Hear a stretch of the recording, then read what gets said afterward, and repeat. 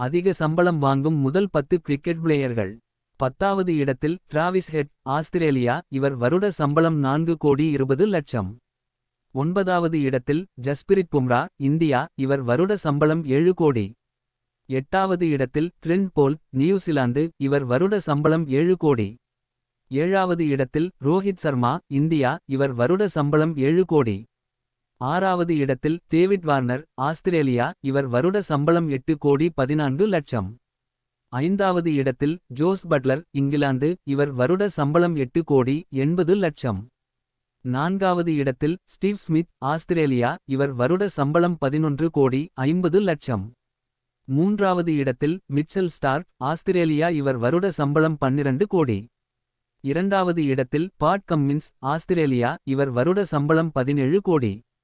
முதல் இடத்தில் விராட் கோலி, இந்தியா. இவர் வருட சம்பளம் 22 கோடி.